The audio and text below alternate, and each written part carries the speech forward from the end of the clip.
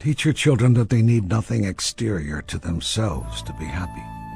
No person, place, or thing, and that true happiness is found within. Teach them that they are sufficient unto themselves. Teach them this, and you will have taught them grandly. Teach your children that failure is a fiction, that every trying is a success, and that every effort is what achieves the victory, with the first no less honorable than the last. Teach them this, and you will have taught them grandly. Teach your children that they are deeply connected to all of life, that they are one with all people, and that they are never separate from God. Teach them this, and you will have taught them grandly. Teach your children that they live in a world of magnificent abundance, that there is enough for everyone, and that it is in sharing the most, not in gathering the most, that the most is received. Teach them this, and you will have taught them grandly.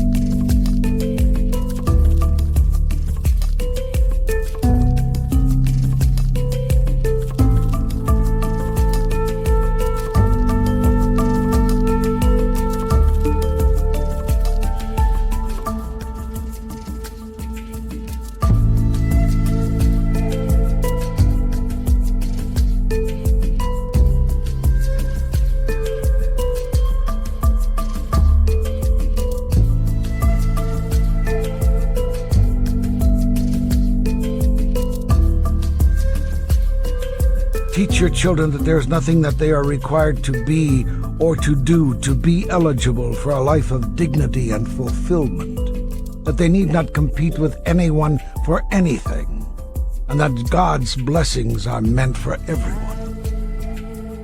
Teach them this, and you will have taught them grandly. Teach your children that they will never be judged, that they need not worry about always getting it right, and that they do not have to change anything or get better to be seen as perfect and beautiful in the eyes of God. Teach them this, and you will have taught them grandly.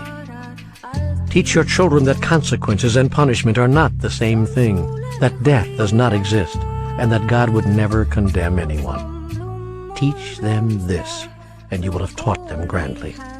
Teach your children that there are no conditions to love, that they need not worry about ever losing your love or God's, and that their own love, unconditionally shared, is the greatest gift they can give to the world.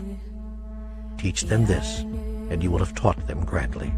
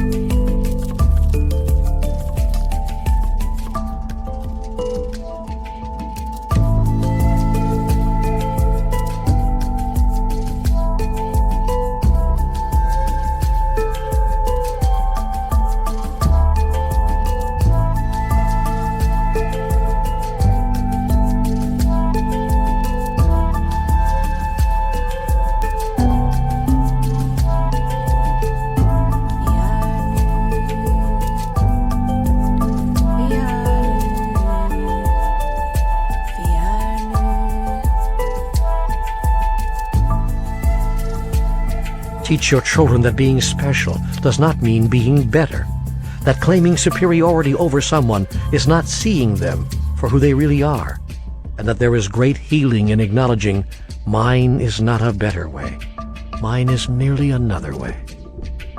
Teach them this, and you will have taught them grandly.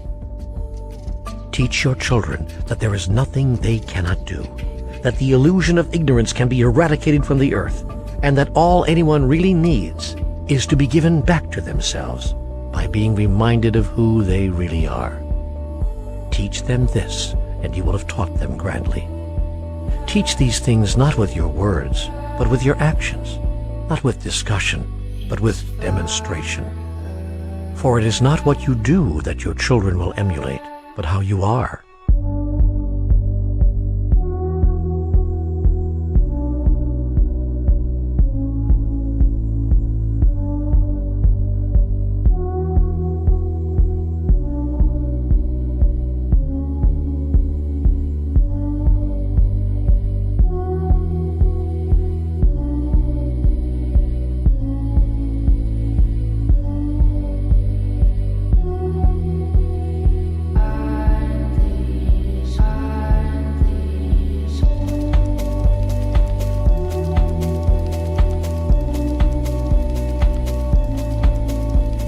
Go now and teach these things not only to your children, but to all people and all nations.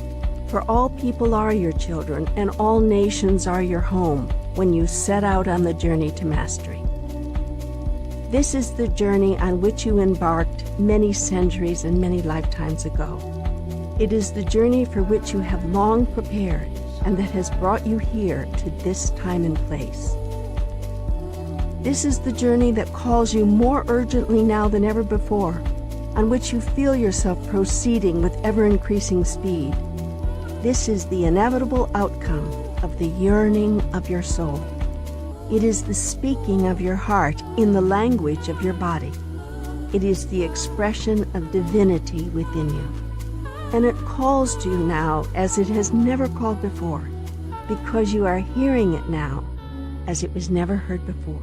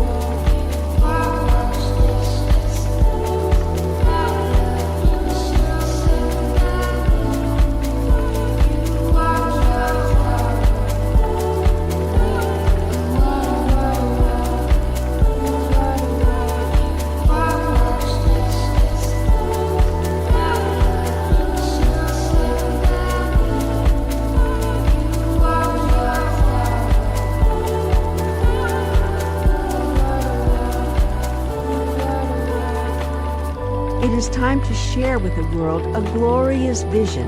It is the vision of all minds that have ever truly searched, of all hearts that have ever truly loved, of all souls that have ever truly felt the oneness of life.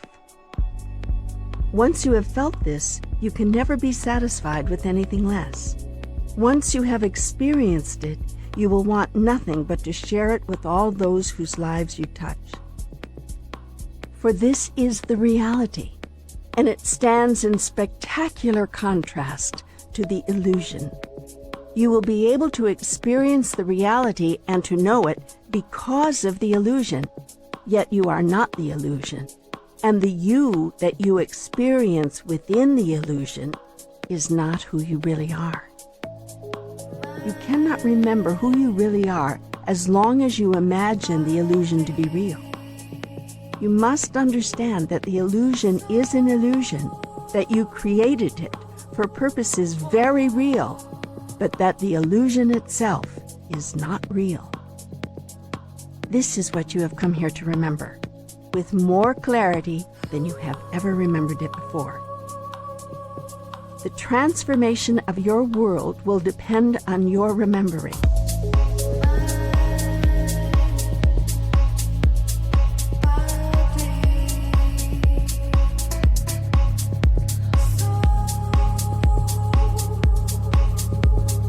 When I gain entrance into your heart, You gain entrance into heaven, and your heaven can be on earth. Everything can truly be on earth as it is in heaven when the time of separation is over and the time of unification is at hand.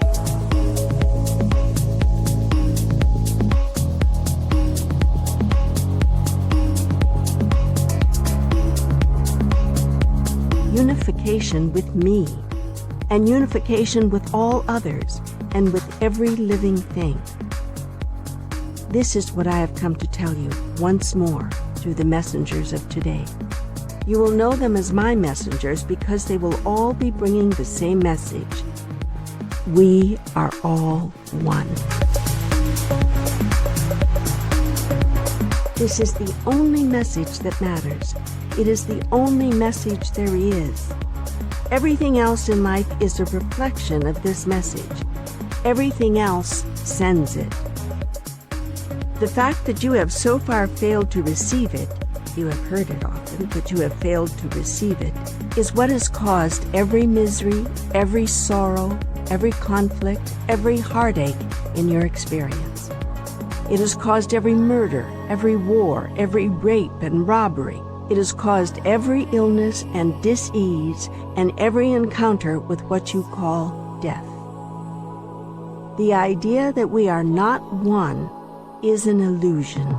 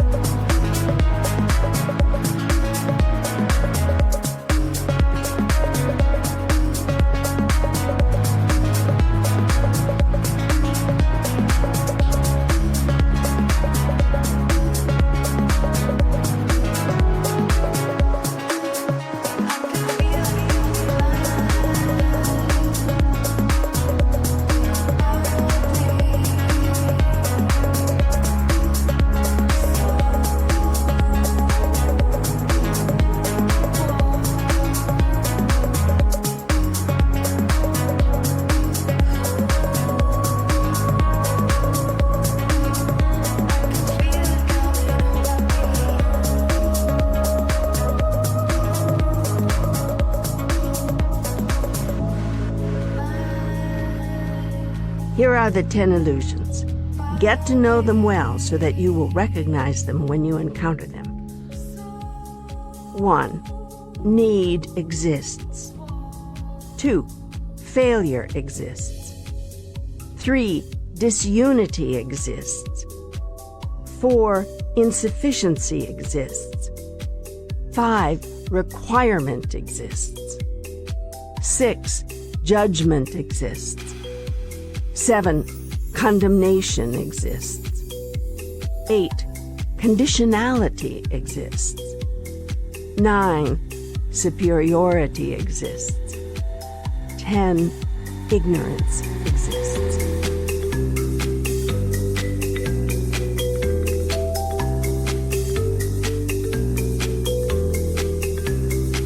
You have come to this book to remember the illusions of humans, so that you may never again be caught up in them, but achieve communion with God once more in the living of your life through the awareness of ultimate reality.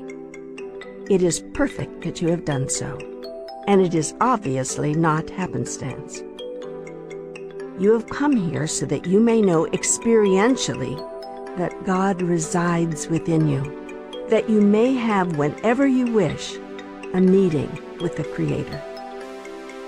The Creator may be experienced and found within you and all around you, but you must look past the illusions of humans.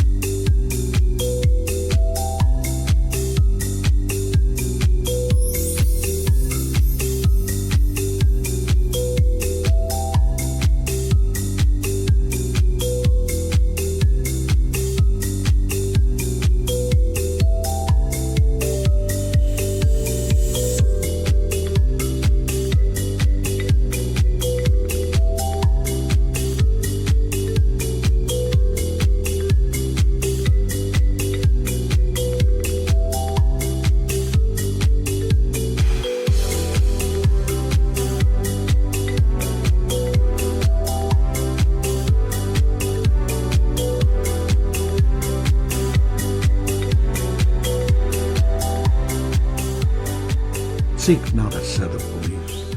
Seek an awareness of what you know. Use whatever you find that returns you to that awareness. Understand that you are living an illusion and that none of it is real, yet the illusion points to what is real and can give you an experience of it. How can you see the illusion as an illusion when it appears to be so real? And how is it that it seems so real if it is an illusion? The second question will be answered first. The illusion seems so real because so many people believe that it is not an illusion. In your Alice in Wonderland world, everything is as you believe it to be.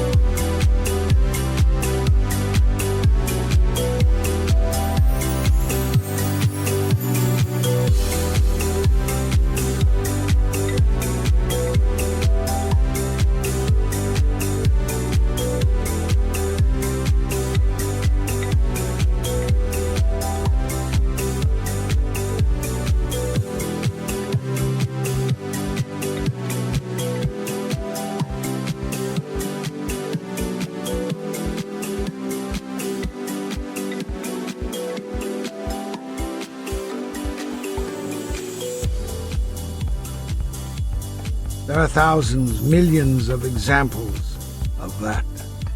Here are two. Once you believed that the sun revolved around the earth, and indeed for you it did.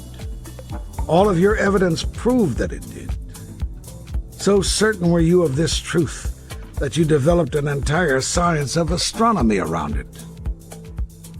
Once you believed that everything physical moved from one point to another through time and space. All of your evidences proved it. So certain were you of this truth that you built an entire system of physics around it. Now listen carefully. The wonder of these sciences and these systems is that they worked. The astronomy that you created based on your belief that the Earth was the center of the universe worked to explain the visual phenomena you saw in the movement of the planets across the night sky. Your observations supported your belief, creating what you called knowledge. The physics that you created based on your belief about particles of matter worked to explain the visual phenomena you saw in the physical world. Again, your observations supported your belief, creating what you called knowledge. Only later, when you looked more closely at what you were seeing, did you change your mind about these things. Yet that change of mind did not come easily.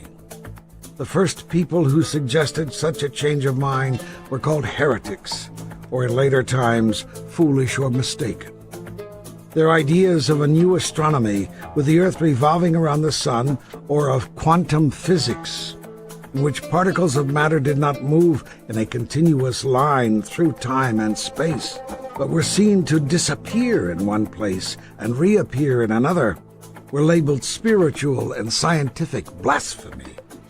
Their proponents were discouraged, denounced, even put to death for their beliefs. It is your beliefs that were true, the majority of you insisted. After all, were they not supported by every observation? Yet which came first, the belief or the observation? That is the central question. That is the inquiry you did not wish to make.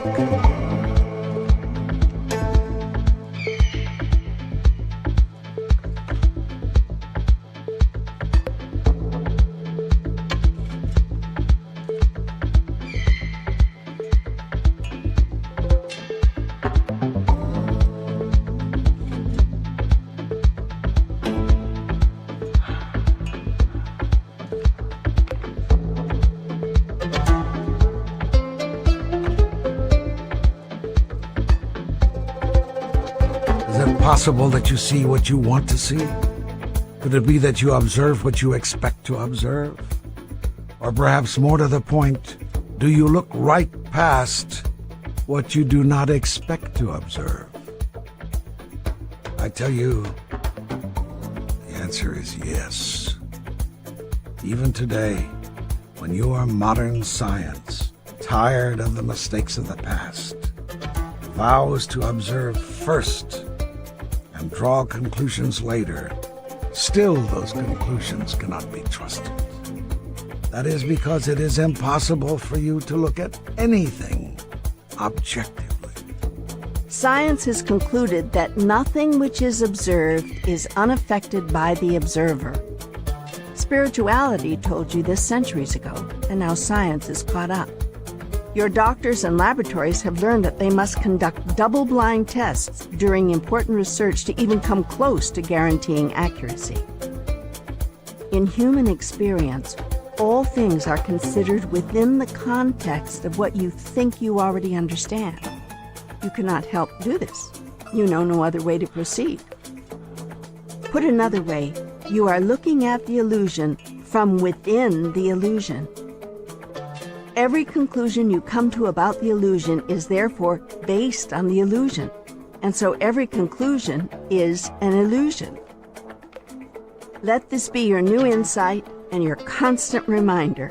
Every conclusion is an illusion.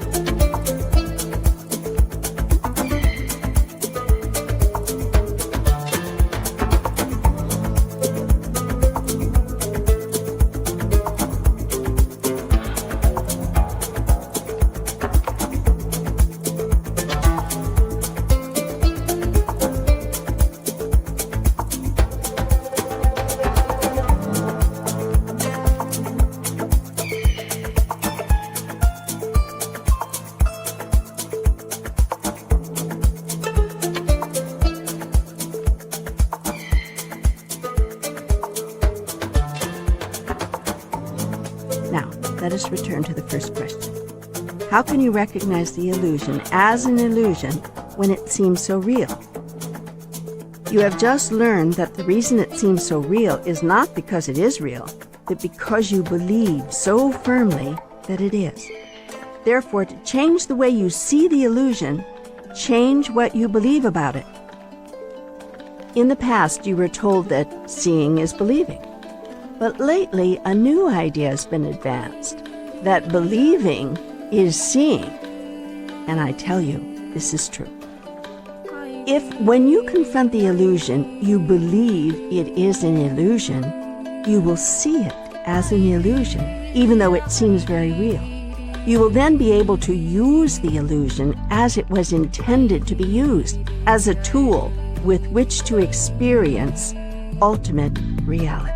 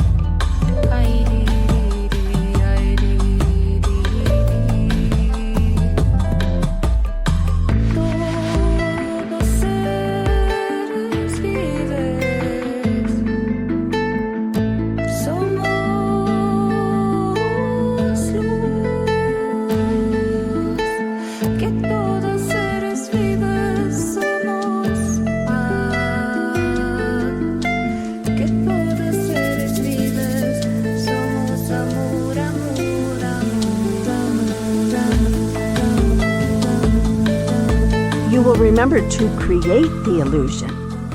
You will cause it to be what you wish it to be, rather than simply watching it present itself as you think it has to be, out of your agreement that that's just the way it is. So, just how can you do this? You are already doing it. You simply do not know it, and are thus making unconscious rather than conscious choices. That is, when you are making true choices at all. Most of the time, you're simply accepting the choices of others.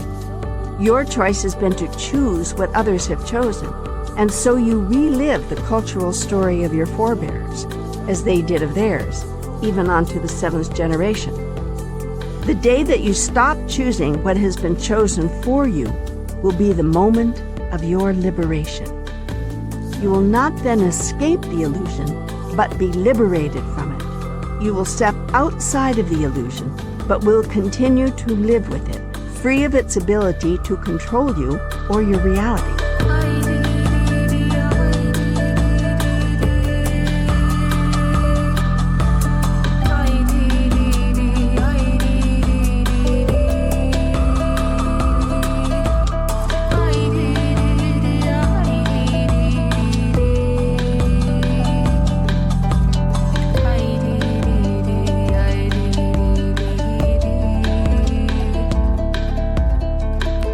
You will never choose to end the illusion once you understand its purpose, until your own purpose is fulfilled.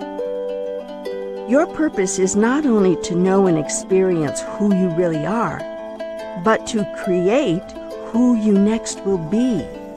It is your function to recreate yourself anew in every single moment of now, in the next grandest version of the greatest vision ever you held about who you are. This is the process you have called evolution. Yet you need not be affected by this process in any negative way. You can be in this world, but not of it. When you are, you will begin to experience the world as you choose to experience it. You will then understand and experience itself to be an action rather than a reaction. Something that you are making, not something that you are having.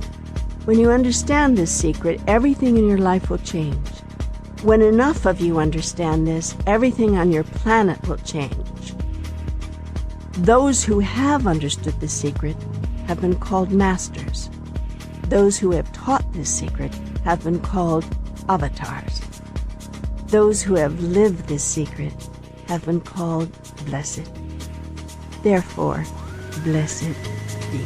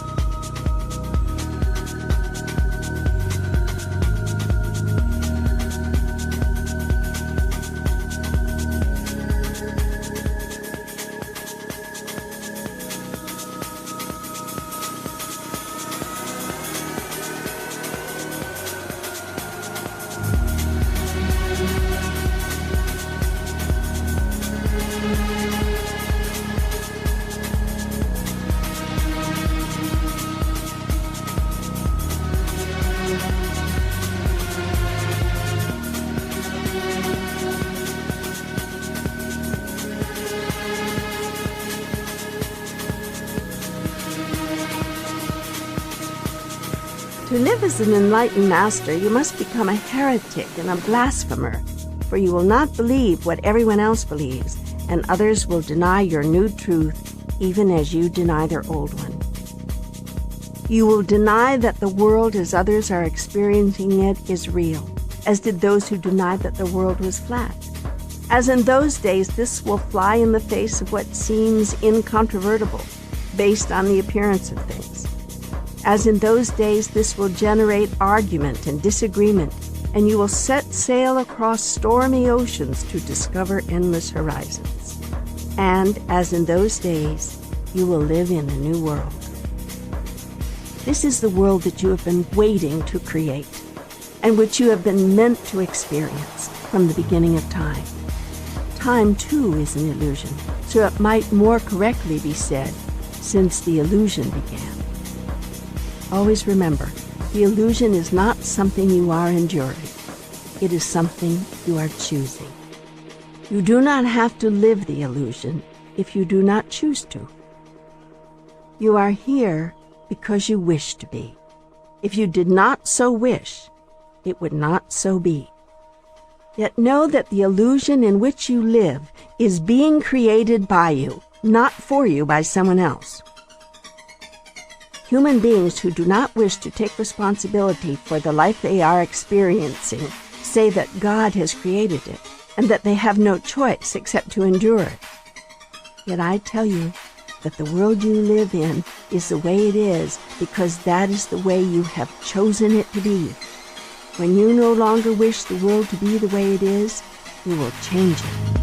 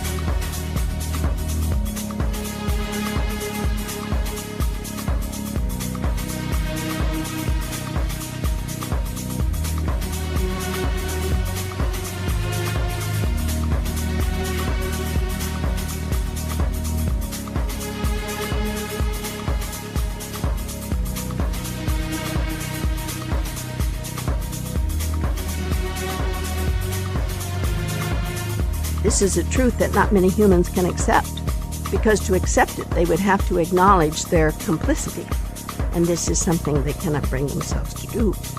They would rather cast themselves in the role of unwilling victim than of unwitting co-creator. That is understandable, of course. You could not forgive yourself if you thought that your world was the product of your own creation, the result of your own wills and desires. And why could you not forgive yourself? Because you do not think that I would forgive you. You have been taught that there is such a thing as the unforgivable. And how can you forgive yourself for something that you know will not be forgiven by God? You cannot. And so you do the next best thing. You excuse yourself from having had anything to do with it. You deny responsibility for what you imagine that I would call the inexcusable sins of man. This is tortured logic, because if you did not create the world as it is, then who did? If someone says that God created all the horrible flaws in the world, you jump to defend me. No, you say, God merely gave man free will. It is man who has created these things. Yet if I say, you are right, I did not create, and I do not create your life as it is, you are the creator of your reality, you deny that too. Thus you seek to have it both ways. God did not create these things, and you did not create these things. We are both merely sadly observing them. But when you become really angry or frustrated with life, some of you change your tune. When things get bad enough, you're ready to blame me after all. How can you let this happen, you call out to me. Some of you even shake your fist at the heavens. The illusion has turned to confusion. Not only is the world a cruel place, it has been created that way by a cruel and heartless God. To sustain this thought, you must see yourselves as separate from God, since creating a cruel and heartless world is not something that you would do. You must imagine a God who would do what you would never do, and you must see yourself as subjected to his whim. This you have done, religiously. Still, even in this you see a contradiction, for the God of your highest understanding also would not do these things. So who did do them? Who is doing them to this very day? Somebody must be responsible. So who is it? Enter Satan.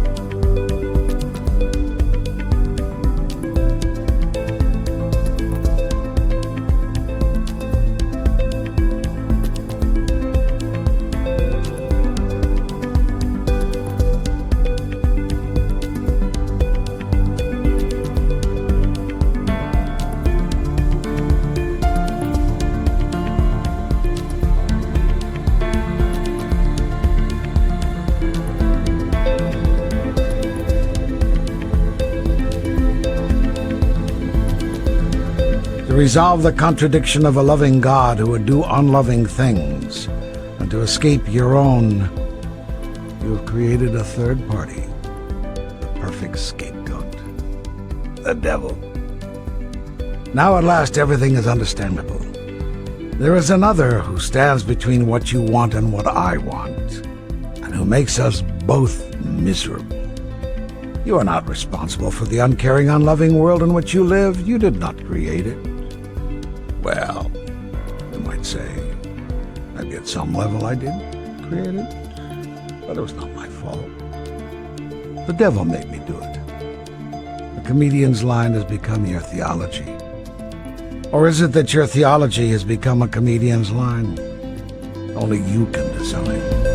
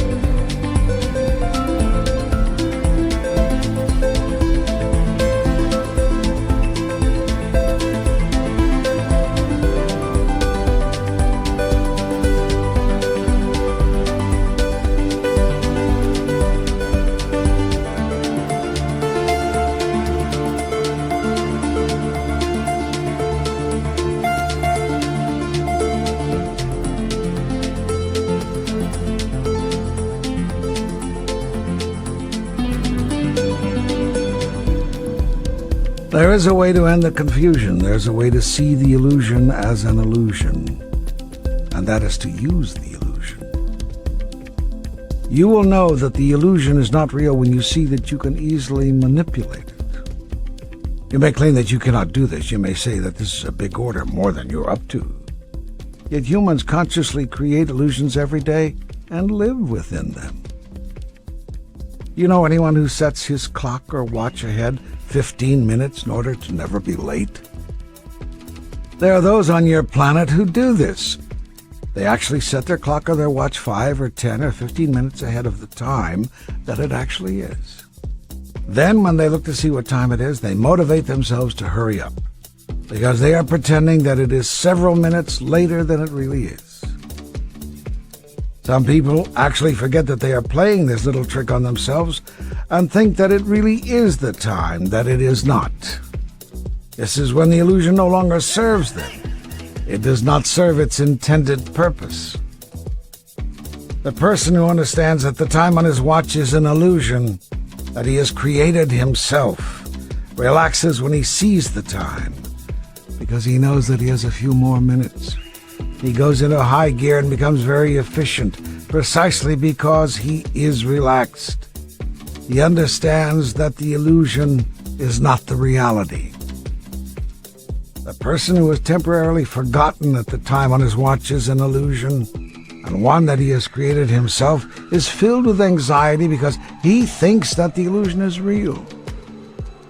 Thus, two people have two entirely different reactions to the same circumstance.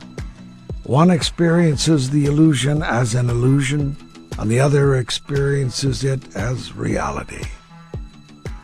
Only when an illusion is recognized as an illusion and lived as an illusion can it lead to an experience of ultimate reality.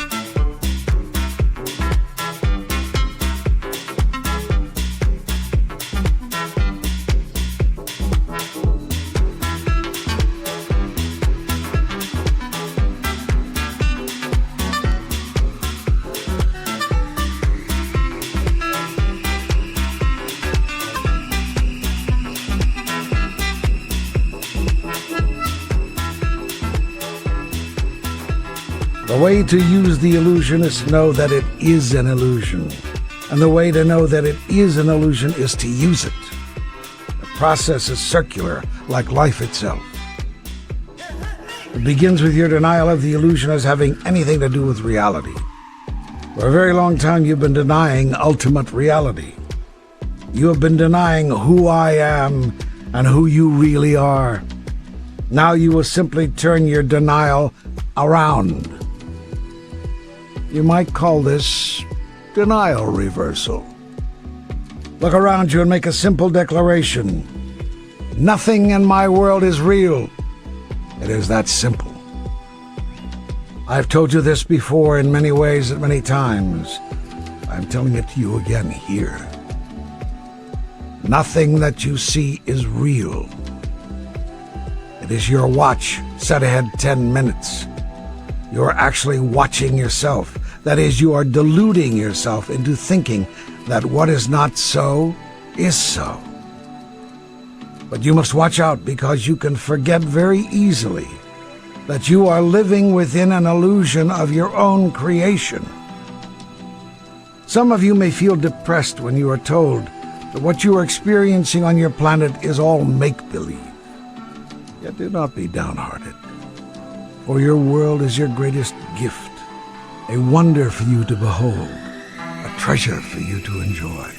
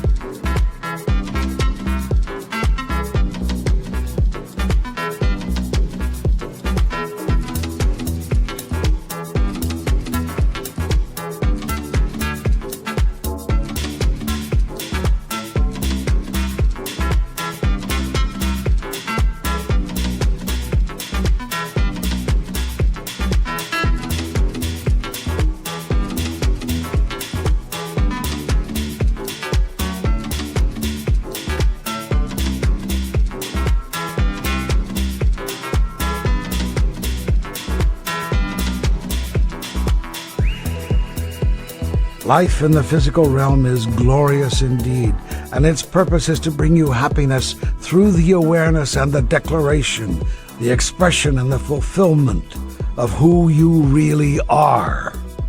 Go, therefore, into this magnificent world of your creation. Make of your lifetime an extraordinary statement and a breathtaking experience of the most glorious idea that you have ever had about yourself. Remember that every act is an act of self-definition. Every thought carries the energy of creation. Every word is a declaration of what is true for you. Look to see what you are doing today. Is this how you choose to define yourself? Look to see what you are thinking today. Is this what you wish to create? Look to see what you are saying today. Is this what you desire to be so?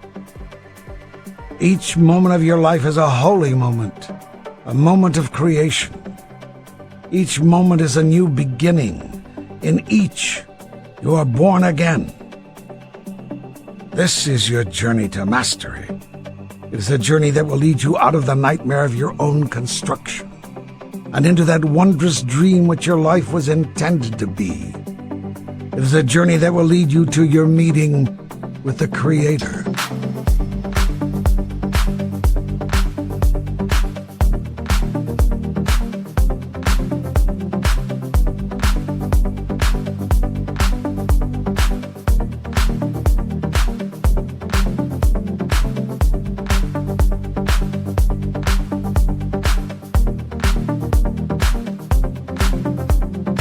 It has been said here that when human beings reach mastery, nothing makes them unhappy. It has also been said that there is a great secret that allows masters to be in this place. I have already told you this secret, but did not identify it as the secret, and so you may not have understood that this insight was the key to everything.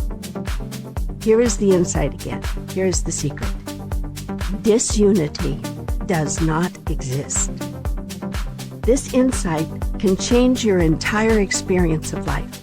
This insight translates into a simple statement that, if lived as your day-to-day reality, would turn your world upside down. We are all one. What this would really do is turn your world right side up. For when you realize that there is one thing, and only one thing, one reality and only one reality, one being and only one being, then you comprehend that at some level, the one being is and must be always getting its way.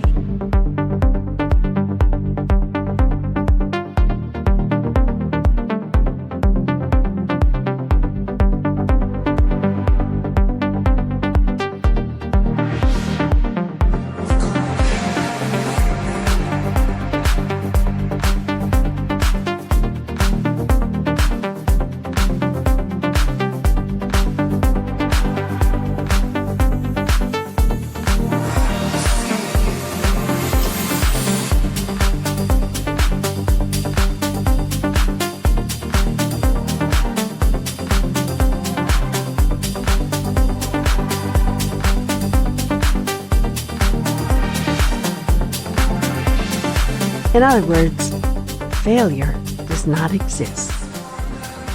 And when you reach this level of clarity, you also see clearly that in the absence of failure, the one being is without nothing. Therefore, need does not exist. Suddenly, with enlightenment, the dominoes fall backward. The construction of your illusions caves in upon itself. It is not the illusions themselves that crumble, but the constructions they support. That is, the cultural stories upon which you have built your life. These stories have all been myths, from the story of what you imagine it takes to make your life work right here and right now, to the story of how you imagined that it all began, having nothing to do with ultimate reality. For you to advance now in your evolution as a species, there must be a disconnect from these stories. And disconnection can be accomplished in a number of ways. The most effective of these is stillness. In the stillness, you will find your true being. In the silence, you will hear the breathing of your soul and of God.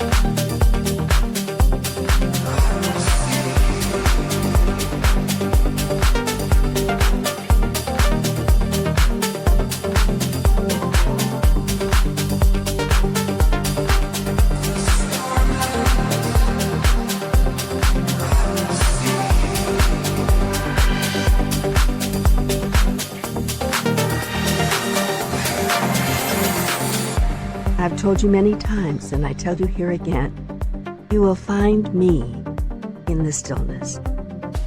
Meditate every day. Ask yourself, can you give 15 minutes each morning and 15 minutes each evening to God? If you cannot, if you do not have the time, if your schedule is too busy, if there is just too much else that you have to do, then you have been caught up in the Maya, in the illusion more deeply than even you may have thought.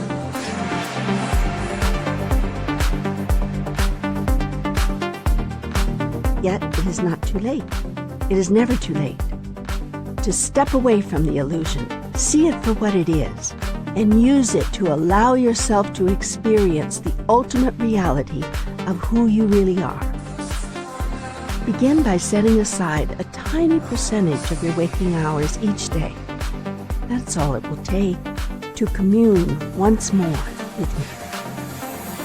I am calling you into communion with God. I am inviting you to experience your meeting with the Creator. In that moment of communion, you will know that unity is the truth of your being. And when you come out of your meditation, you will understand and see from your experience that it is the denial of this truth that perpetuates the negative effects of the illusion. The illusion was meant to be your joy. It was meant to be your tool. It was never intended to be your burden and your sorrow, your trial and tribulation. And it will cease to be so when you understand the ultimate reality. There is no separation. There is no separation of anything from anything. There is only unity. There is only oneness.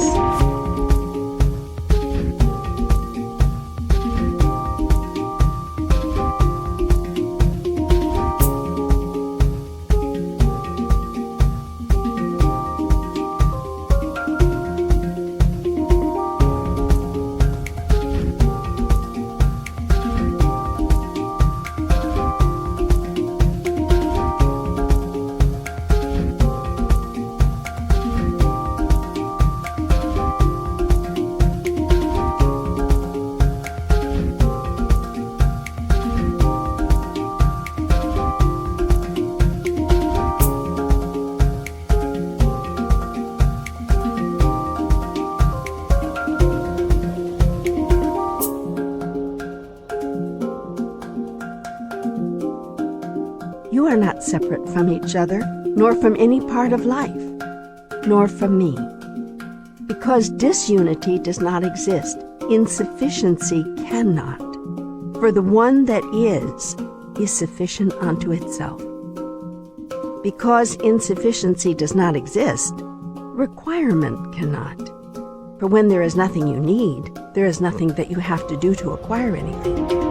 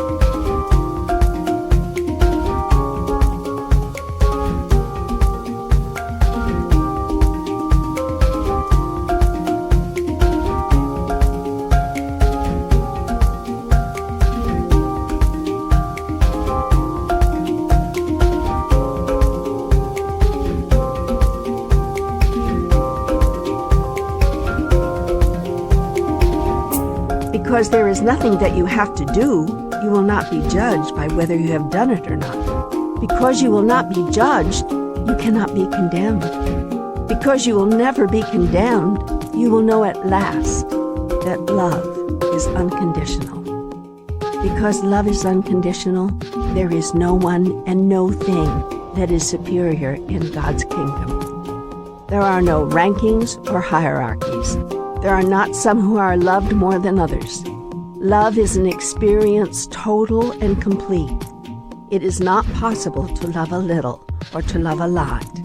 Love is not quantifiable. One can love in different ways, but not to different degrees. Always remember that. Love is not quantifiable.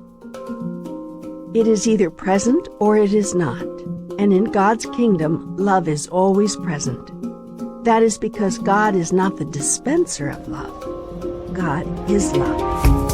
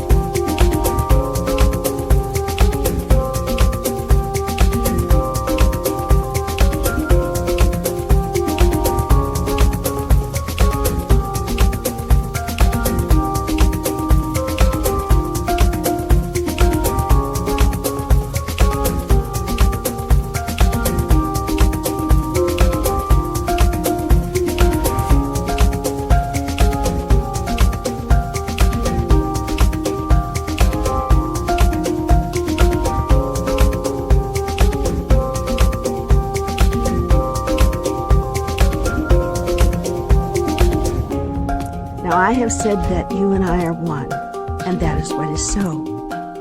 You are made in my image and likeness. Therefore, you too are love. In a word, that is who you really are. You are not the receiver of love. You are that which you would seek to receive. This is a great secret, and knowing this secret changes people's lives. People spend a whole lifetime seeking that which they already have.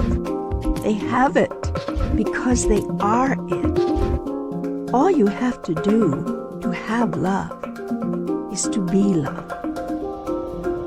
You are my beloved. Each of you. All of you. None of you is more lovable than another, because none of you is more of me than another. Although some of you remember more of me, and therefore more of yourself. So do not forget yourself, beloved. Be love. Do this in remembrance of me. For you are all a part of me, a member of the body of God. And when you remember who you really are, you are doing that quite literally. That is, you are remembering. Becoming a member once again of the one body. There is only one body, one being. Always remember that.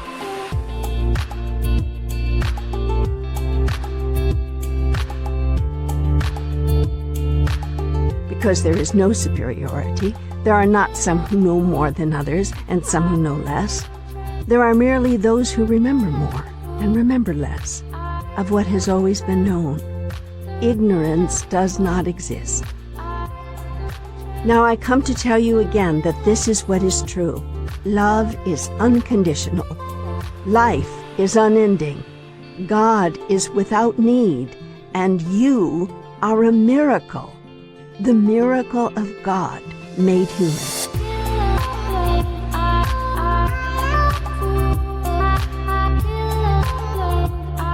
This is what you wanted to know all along.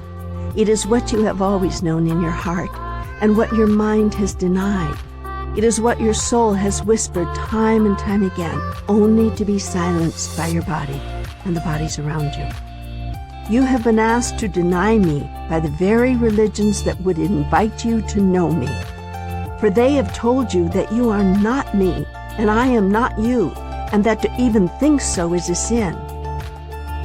We are not one, they say, but rather the Creator and the created.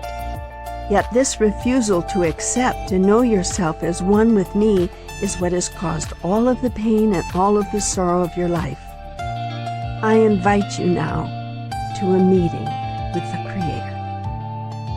You will find the Creator within.